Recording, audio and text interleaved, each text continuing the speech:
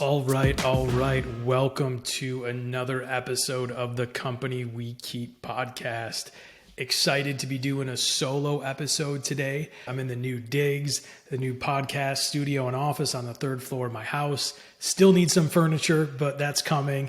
Good news is we're in here and ready to put out some great content for you guys. This podcast, The Company We Keep, is for everyday business owners and entrepreneurs who want to think differently about growth, want to think differently about success, and want to think differently and achieve better balance in both business and life. And in today's episode, we are going to be talking about the power of saying no.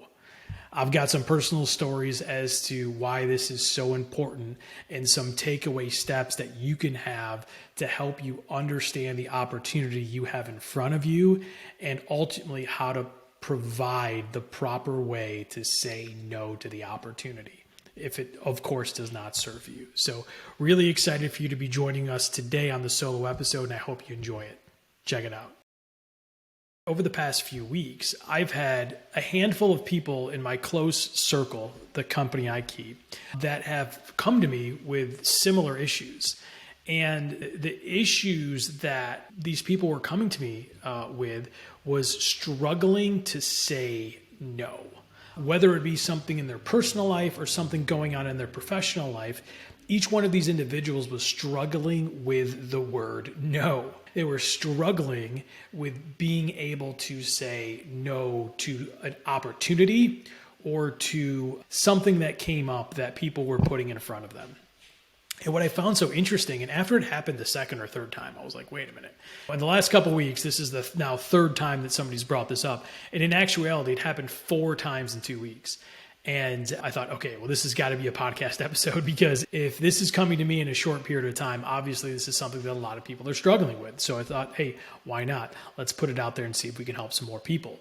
So today we're going to be focusing on the importance and the process of saying no.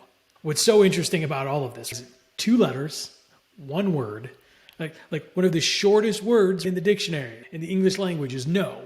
But it's so hard to say. And it's hard to say for a lot of different reasons. And certainly each one is unique. But I wanted to dive into a little bit of that today and the importance of saying no, and maybe giving you some tools as to how you can effectively, comfortably, and confidently say no. As we go through and kind of start talking about this, you may remember back in season 1 of our podcast, episode, I believe it was 9 or 10, we had talked about the evolution of my decision making, how I evolved as a human being and as a professional in how I made decisions in my life. So that's a great episode to go back and look at and listen to again. But this is specifically going to be around how to go through the process of evaluating an opportunity. And then if you want to say no, how do you effectively work through that? And then how do you ultimately say it? So that's what we wanted to focus on today. And what I found so interesting about this is that in our culture today, saying no is hard for a number of different reasons. But to just name a few, number one, we're a culture of people pleasers. We like to be agreeable. There's a lot of folks that are out there that identify as people pleasers and identify as it either being a positive or a negative, but ultimately they believe that they're people pleasers. Secondly, and this may shock you, seeing as though all the stuff that we've gone through as a nation and as a society over this past election season, people do oftentimes want to avoid conflict. And saying no can cause conflict, whether it be family conflict or business or personal conflict. Saying no has power. So when you say it, there's conflict that can happen. And again, as a society, oftentimes we want to avoid conflict.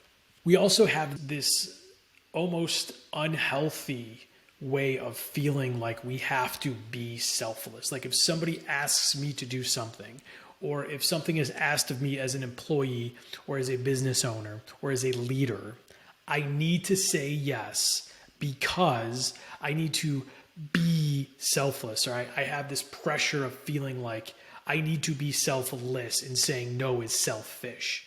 I'm here to tell you that saying no is not a selfish act. Oftentimes, it's one of the most selfless things that you can do, again, depending on the situation. And then finally, I know that I myself have struggled with this. I know I live in a household. My wife is a perfectionist and someone that feels like she needs to be productive all the time. And I know so many people that I've spoken to that feel this immense pressure to be productive in every moment of the day. And you'll hear everyone say, well, how does that person have, I feel like that person maybe has more than 24 hours in a day. I feel like they never sleep because they're always doing things. And it's this pressure we feel to be consistently productive. And because of that, we commit ourselves and say yes to things that maybe we shouldn't have because we feel like, oh, well, what else would I be doing? Maybe I'd just be sitting on the couch, or I don't need to go play golf, or I don't need to just take a nap, or I don't need to rest. I need to be productive. And that creates some level of unhealthiness for sure. And there's a lot of other reasons why here in our culture, we have a problem with saying no, but these are certainly a few of the examples. So one of the things that I obviously know to be true is that when we are going to be successful at something, whether it's business, whether it's a skill, whether it's we possess knowledge or something that others want, we will be sought after. What we know to be true is one of the only things in this world that we cannot buy. It's time.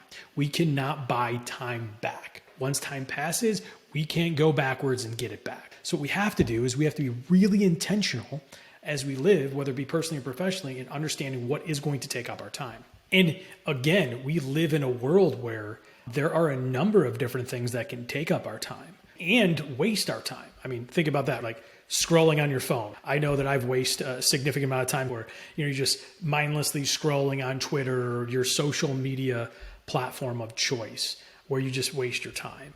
Certainly, we live in the Netflix world, the streaming of any show that you want or any movie you want. You can just sit on a couch and be like, oh, just one more episode. And then before you know it, you've spent, 6 or 8 hours sitting and watching television and wasting your time. Or it's video games or something else like that. This story and the people that I've been dealing with and the people that in my circle that have been struggling with saying no to certain opportunities, I found that there was a few common themes to what the people were struggling with. And I think like 60 or 70% were business opportunities, and a few of the others were personal things that the people in my network were struggling with. But a few of the things that caused problems is, number one, the people I was talking with saying no was so hard because they didn't want to disappoint. They didn't want to disappoint the people that were asking them to do something. And the disappointment was real. It was I don't want to say no to these people because I like them, or they've been good to me in the past, and I feel almost obligated to say yes. So the disappointment fear was real, and it was something that they were very concerned about. Number two, one of the issues was it was going to make more work for them, and they just didn't have the time or the energy or the effort to put into it. But the people on the other end that were making this offer didn't see that. So that became an issue.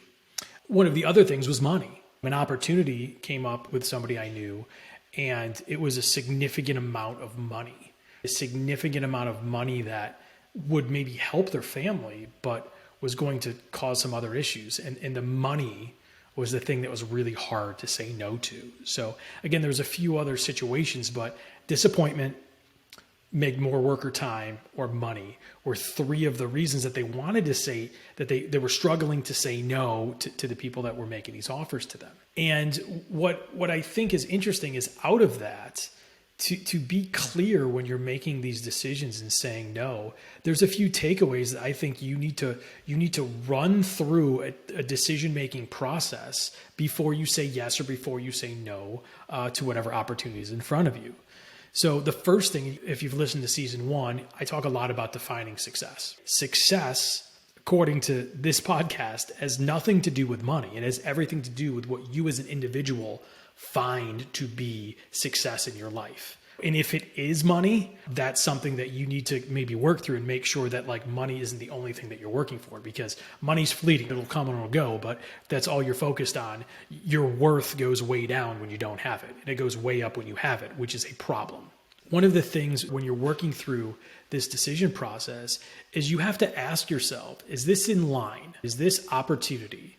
Is it in line with who I am as a person morally? And again, none of these situations that I was dealing with had to do with like kind of like a moral issue or moral situation.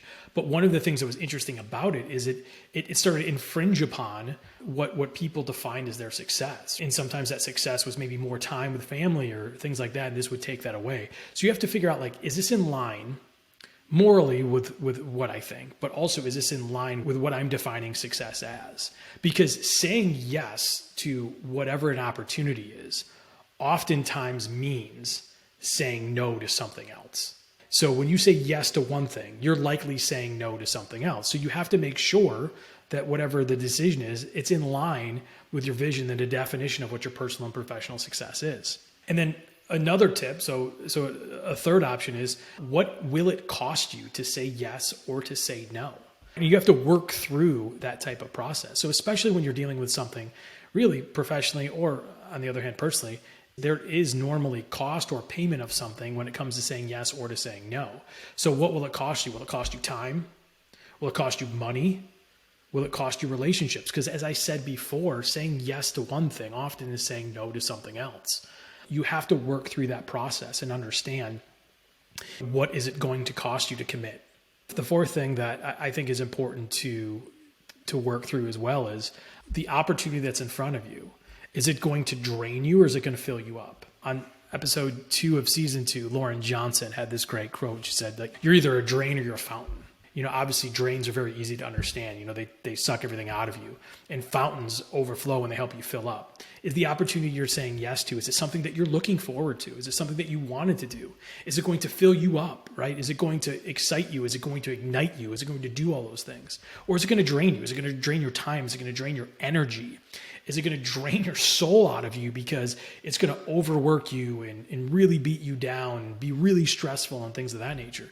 So you have to work through it and say, is this going to be a drain, or is this going to be a fountain in my life? And whatever the answers are to the drain or the fountain should likely help you make that decision as to what's next. And then finally, I'd say, so maybe a fifth takeaway as you're making these decisions are like, what is the motivation of why you would say yes? What's the main motivation? Is it money? Is it status? Is it acceptance? Is it trying to prove something or be someone you're not? Like, you have to work through that. And I'm giving negative connotations. It could have very positive results as well, but you have to understand what the motivation is. And then you have to make sure that it aligns with kind of what you want your future to look like. So again, just kind of recapping, you have to, number one, figure out, is this in line with who you are as a person, morally, and things of that nature? Is that in line? Number two, is saying yes in line with my vision of what I define success as, both personally and professionally? 3, what will this decision or this opportunity cost you? Okay, because saying yes to something often means saying no to something else. 4, is this opportunity, is it going to be a drain or a fountain in my life? Is it going to fill me up like a fountain, or is it going to drain me? Number 5, what is my key motivation or wanting to say yes or no to this? So as you work through those, I think that'll help you figure out your yeses or nos with the opportunities that come in front of you. And then finally, how do you deliver the news? And this is where I think most people have the biggest problem, is how do I get those 2 letters and that 1 word out of my mouth? How do I say no? And I think that there's a few things that you need to focus on here. Number 1, if you're going to say no to an opportunity, you have to be direct and you have to be honest, okay? You can't beat around the bush. You can't give soft reasons or kind of like straddle the yes or the no.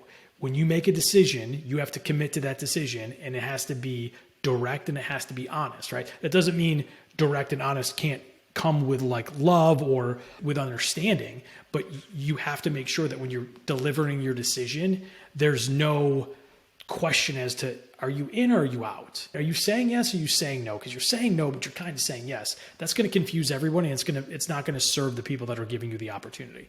So you have to be direct and you have to be honest.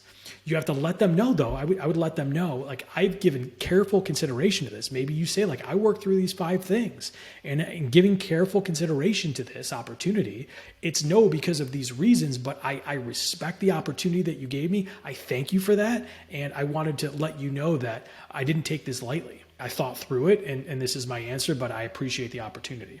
Secondly, I think it's really important to match the opportunity with the way you communicate the decision. And what I mean by that is, if it's a big opportunity, whether it be work or professional or even personal, you should match the way you communicate your decision with that. And I'd always try to overmatch it. So what I mean by that is, like, if you don't have the opportunity to give someone the decision face to face, I get that. But call them on the phone or try to do a Zoom call with them or something like that. Don't text them. Don't email them, right? Don't tell somebody else to go tell them what your decision is, because that basically tells the person that you gave the opportunity to that you giving them your decision wasn't important enough to do in a way that maybe they proposed the opportunity to you. So I always kind of feel like if you're looking at how do I do this, I'd always go to the next level. And it would show those people that although you're saying no, you provided them the respect of the opportunity. And then finally, just be gracious and thankful.